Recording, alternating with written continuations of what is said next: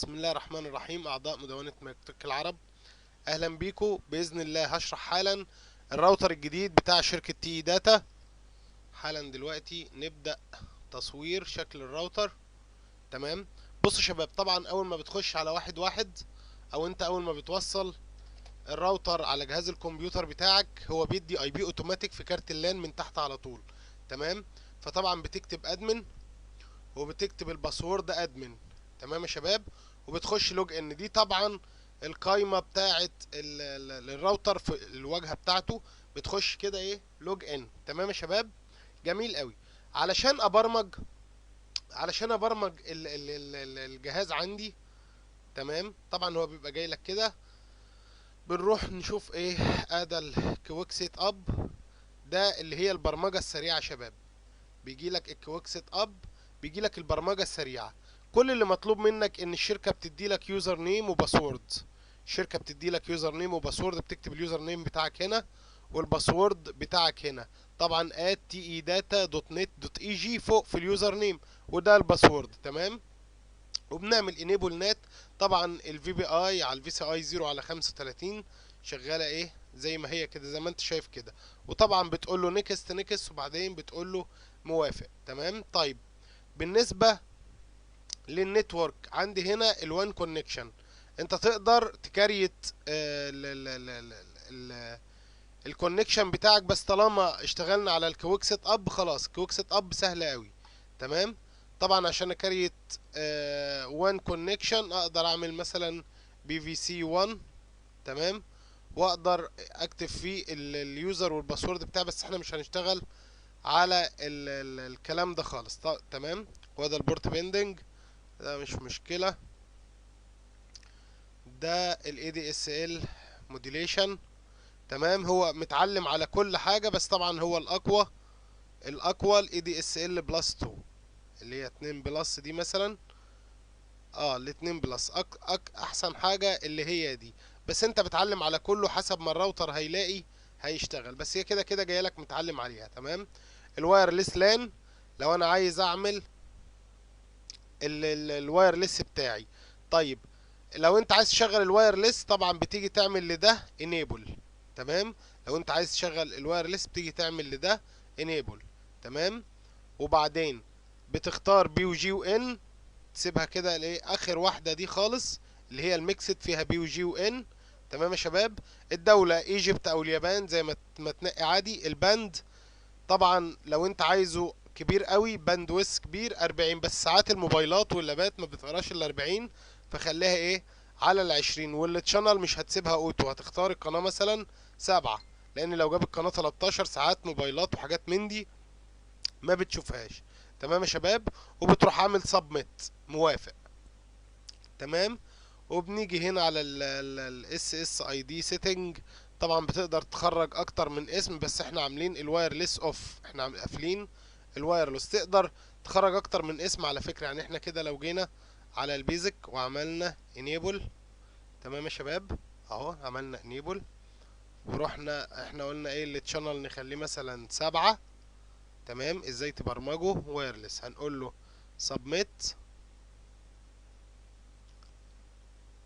بعد كده هيقول لي طيب تمام.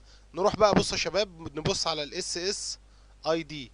ظهر لك هنا ده كان مخفي معايا، فاهو هقول له انيبل اس اس اي دي. هيقول لي طيب انت عايز يربط عليك كام جهاز؟ فانا بكتب مثلا لو انا عندي 5 اجهزه بس في البيت هعمله 5 مثلا. لو انا عندي 5 اجهزه في البيت. طيب، الاسم اللي انت عايزه يبث هيبقى ايه؟ ممكن نسميه مثلا شادي تي اي داتا زي ما انت عايز. بتسمي الاسم اللي انت عايزه. الاولويه خليها مثلا 1، واقول له ايه سبميت. طبعا انيبل اس اس اي دي يعني اظهر الاسم. في ناس بيقول لك الاسم مش ظاهر. ما هو لو معمول كده يبقى الاسم مش ظاهر، لانه هيبقى مخفي. فانا بقول له لازم انيبل اس اس اي دي وبعمل، وبعدين بعمل سبميت. طيب، بصوا يا شباب، انت تقدر تخرج 4 اسامي. تقدر تخرج 4 اسامي. يعني هنا مثلا كده اهو الاس اس اي دي هسميه مثلا شادي 2. شادي لا بالانجليزي طبعا. شادي 2. تمام يا شباب. ولازم بنقول له ايه انيبل اس اس اي دي. والبريوريتي مثلا نخليها 2 او عادي خلي كله ايه بواحد. سبميت. تمام. وبعدين عندي زي ما قلت لكم اكتر ان نقدر نطلع 4 اسامي للايه للراوتر. يعني انا مثلا معايا موبايل ولاب، واخويا برضو معاه موبايل ولاب، بنعمل له اسم لوحده. يعني مثلا بنسميه مثلا ايهاب او مهاب او اي اسم. تمام. يعني كل واحد ممكن نعمل له اسم وباسورد، او ممكن اطلع من الراوتر 4 اسامي. طيب نروح بقى على السكيورتي. عايز اعمل سكيورتي كويس قوي، عايز اعمل حماية. تمام. طيب هو بيقول لك هتعمل سكيورتي على انهي واحد من اللي انت مفعله؟ هنقول له مثلا على الاس اس اي دي 1. هو هنا اوبن سيستم لو انا مش عايز احط باسورد، لكن لو عايز احط باسورد هختار اخر واحدة دي اللي قوية جدا، وهعمل باسورد مكون من كام؟ بيقول لك 8 لكام؟ ل 64 حرف. طيب ممكن مثلا نعملها كده من 9 ل1. تمام يا شباب، تمام يا شباب اهو. طبعا بختار تيك اي بي على على اي اس. تمام. تيك اي بي زائد اي اس. ده اول باسورد على الاس اس اي دي 1. طيب لو انا عامل اكتر من اسم، اخش على الاسم التاني ونعمل له باسورد. مثلا اهو نعمل له باسورد. تمام. وبختار زي ما قلنا تيك اي بي زائد اي اس. تمام. طبعا مع كل حاجه من دي بعمل لها ايه؟ سبميت. تمام يا شباب.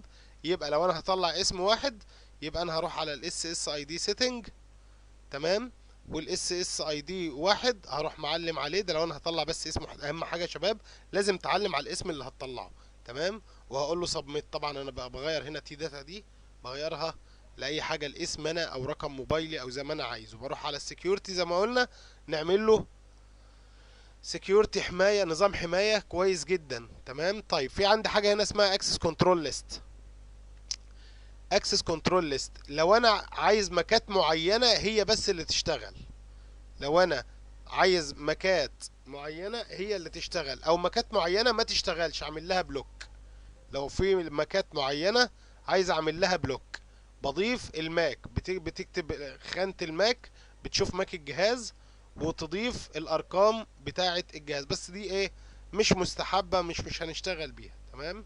لان انت كده كده الباسورد افضل بكتير من موضوع الماكات. تمام. بيقول لك هنا ايه الحاجه اللي رابطه عليك؟ الاجهزه اللي رابطه عليك، اللي رابطه على الاسم الاول واللي رابطه على الاسم التاني والتالت والرابع. طبعا بتضغط عليه وبيجي لك هنا ايه؟ الاي بي والماك بتاع الاجهزه اللي رابطه عليك. في عندي هنا حاجه اسمها دبليو دي اس، يعني اخليه ريبيتر. دبليو دي اس يعني انا مثلا دبليو دي اس ريبيتر. شايفين يا شباب؟ يعني لو عندي 2 راوتر من الراوترات دي، بدل ما اشد ما بينهم سلكين، هخلي الراوترات تدي لبعض نت وتشتغل بدون اسلاك. بكتب ماك الراوتر التاني هنا، وطبعا بفعل في الراوتر التاني الدبليو دي اس، وبكتب ماك الراوتر الاولاني. تمام يا شباب. يبقى انا ايه؟ بكتب ماك الراوتر التاني اللي انا هعمله دبليو دي اس على الراوتر ده، واروح للراوتر التاني اكتب ماك الراوتر ده جواه. تمام يا شباب. بتكتبوا بس ايه؟ ماكات، بتحطوا ماكات الراوترات في بعض. ده دبليو دي اس ريبيتر. يعني راوتر تاني من غير ما يبقى واصل بخط التليفون يقدر يغذي لي الشقه كمان، ياخد ويبث لاسلكي. تمام. طيب واي فاي ريستريكشن مش محتاجين نعمل فيها اي شغل. تمام. ده هو لو انا بقول له هيبدأ امتى وينتهي امتى. تمام. لا مش لازم، مش لازم. الدبليو بي اس اقفلها لان انت معرض للاختراق. تمام. الدبليو بي اس مود مقفول اهو، كويس قوي، لان انت معرض للاختراق لو الدبليو بي اس شغال. تمام. طيب نروح على اللان.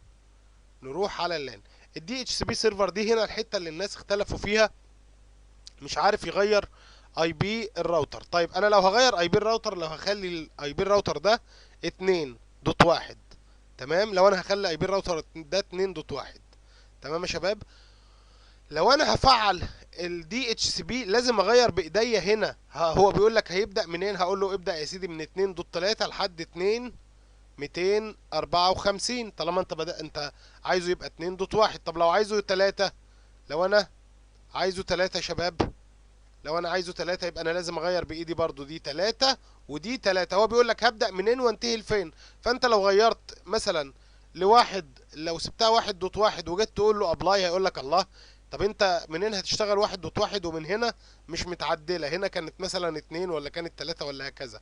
يبقى الرقم اللي انا هكتبه هنا مثلا 2 3 4 زي ما هتكتب، لازم تكتبه فين؟ هنا وهنا. هتقول له هيبدأ من الى، ما يبدأ من 2.3 هينتهي على 2.254. تمام يا شباب؟ ده لو احنا هنغير الايبهات. تمام، كل ده ما يهمنيش في اي حاجة، مانيش محتاجه. عندي هنا هو هنا بيقول لك الدي اتش سي بي هي ممكن، على فكرة يا شباب ممكن تقفله الاوتوماتيك على بورت من البورتات او على اسم من اسامي الوايرلس. تمام يا شباب؟ يعني ممكن تقفل الاوتوماتيك في البورت اللان واحد اللي ياخد منه سلك ما ياخدش اوتوماتيك، بالرغم ان اللان 2 و3 و4 فيها اوتوماتيك. وبرضه تقدر تقفلها في الايه في الوايرلس الواحد واثنين وثلاثة واربعة. يبقى برضو دي حاجة جميلة اوي ان انت تقفل الاوتوماتيك وتكتب انت الايبهات بايدك. تمام. عندنا هنا خانة اسمها سكيورتي، سيبها زي ما هي، هي مفتوحة، هي شغالة اهي. وممكن تعمل انيبل انتي هاكينج، بس ايه، مش لازم قوي، ما احناش محتاجينها. في عندي هنا في خانة الاستاتيوس دي، هو هنا موديل الجهاز، الموديل بتاع الجهاز. طيب في عندي هنا النتورك انترفيس. تمام. هو بيقول لك ان انت شغال على نظام الترابل بي، شغال على بي في سي 0 0 على 35 انيبل ادا الاي بي اللي انت سحبه من شركه النت 41 دوت كذا دوت كذا، وده الدي ان اس اللي شركه النت عطيهولك، دي ان اس تي داتا. وبيقول لك ان هو كونكتد، رابط. تمام. ورابط بقاله قد ايه وشغال بقاله قد ايه. تمام. طيب حلو قوي. نضغط بس انتر كده عشان القوائم تظهر. طيب الاي دي اس ال، اي دي اس ال علشان نعرف جودة الخط وانا خطي قاري قد ايه. بصوا كده يا شباب، بسم الله الرحمن الرحيم. هو هنا بيقول لك ان الخط قاري اب وداون قد ايه؟ قاري 2047 على 510. طبعا هي المفروض بتبقى 2048 على 512. طيب انا اقدر اقرا، يعني يقدر يشيل لحد قد ايه؟ يقدر يشيل لحد 12 ميجا، 12976 اهو. يقدر يشيل في الداونلود 12 ميجا، الناحيه دي داونلود والناحيه دي ابلود، والابلود 660، ده اقصى حاجه يقدر يشيلها. طيب ال ال جوده الخط ايه؟ 17 في الداونلود و16 في الابلود. تمام. اللاين اتنيويشن، جودة برضو دي جودة برضو للخط ان هو 21 و11 و7 حلوة، مفيش مشكلة. تمام. الاوتبوت باور مش مشكلة برضو، مانيش محتاجها. انا كل اللي يهمني، بس كل اللي يهمني ان اعرف سرعتي مقرية كام.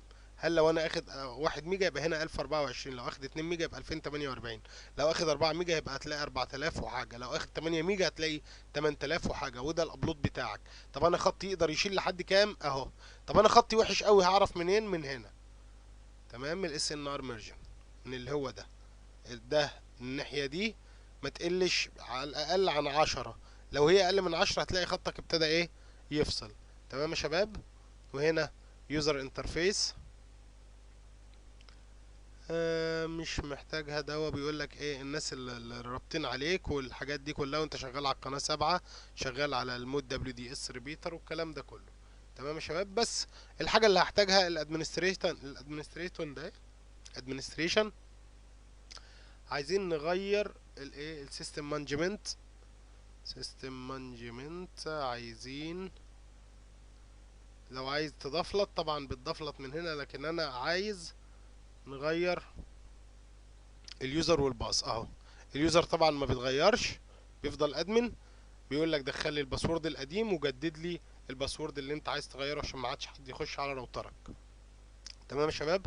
اعتقد الموضوع سهل جدا للشباب اللي كانت سألت على برمجة الراوتر ده. الف شكر ليكم والسلام عليكم.